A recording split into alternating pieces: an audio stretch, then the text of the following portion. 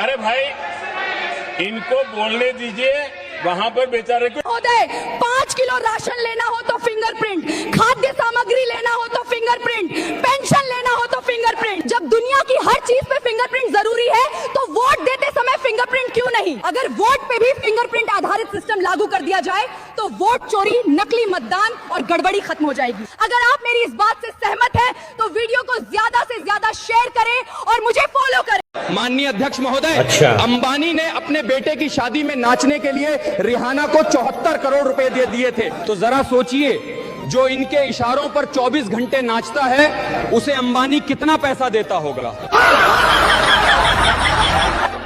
अरे भाई, इनको बोलने दीजिए, वहाँ पर। चाय पीकर जिसके हाथ में जूठा कप देना था, उसके हाथ में लोगों ने देश दे दिया। गड़बड़ तो होनी ही थी। अरे भाई, इनको बोलने दीजिए, वहाँ पर। माननीय अध्यक्ष महोदय, सरकारी अधिकारियों को अपना घर परिवार चलाने के लिए पेंशन मिल रही है तो किसान को क्यों नहीं? किसान तो पूरे देश को अनाज दे रहा है।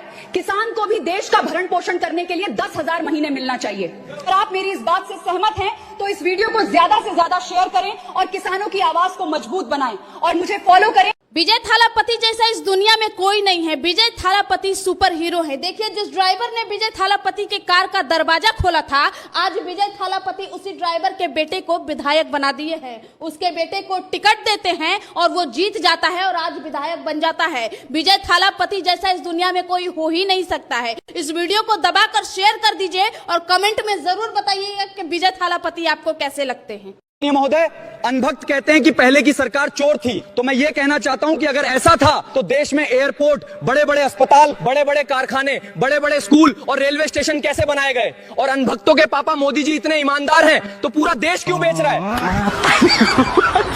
महोदय, भारत की शिक्षा व्यवस्था में एक ये भी नियम लागू होना चाहिए कि जितने भी सरकारी अध्यापक हैं वे अपने बच्चों को सरकारी स्कूलों में ही पढ़ाएं। अगर कोई अध्यापक ऐसा नहीं करता है तो उसके खिलाफ कार्रवाई होनी चाहिए। अगर आपको लगता है कि बात सही है तो फॉलो करके और शेयर जरूर करें। जो सरकार अपना चलाया हुआ 2000 का नोट 7 साल नहीं चला सकी, वो हमसे 70 साल का हिसाब मांगती है। मेरा बहुत भावुकता के साथ देश के प्रधानमंत्री से सवाल है कि इन उजड़ते हुए मकानों और बेघर होते हुए घरों को देख करके आपको नींद कैसे आती है, आप सो कैसे पाते हैं? मेरा सवाल है इस देश के प्रधानमंत्री से, या तो लोगों के घरों से उजाड़ना बंद करिए या फिर करोड़ों मकान बनाने की झूठी घोषणाएं करना बंद करिए। ताकत का नशा अक्ल पे हावी है तुम्हारी, तुम देख न पाओगे जो हम देख रहे हैं। किसी एक दिन अपनी किसी मजदूर की तरह अपनी दिन भर की दिहाड़ी लेकर के बाजार जाइए और अपने बच्चों के लिए राशन खरीदिए, तब पता चलेगा कि महंगाई कम हो रही है या नहीं हो रही है। यहाँ बैठ करके बड़ी बड़ी बातें करना आसान है। ये चूनर धानी धानी भूल जाते, ये पुरवा की रवानी भूल जाते, जो आकर 4 दिन गांव में रहते तो सारी लंतरानी भूल जाते।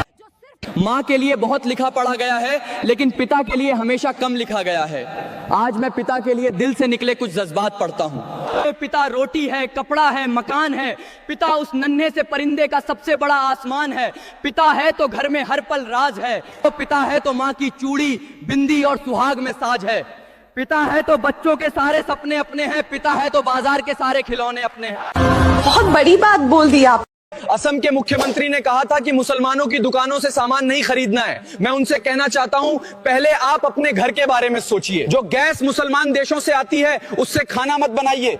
जो डीजल और पेट्रोल मुसलमान देशों से आता है उससे गाड़ी मत चलाइए। भारतीय जनता पार्टी के अनभक्त, पहले सोचो, और अगर इतना ही दिक्कत है तो धर्म के नाम पर राजनीति कर।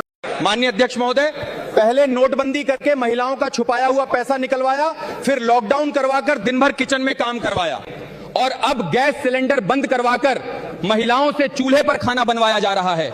लगता है सरकार को किसी महिला ने धोखा दिया है जिसका बदला वे देश की सभी महिलाओं से ले रहे हैं।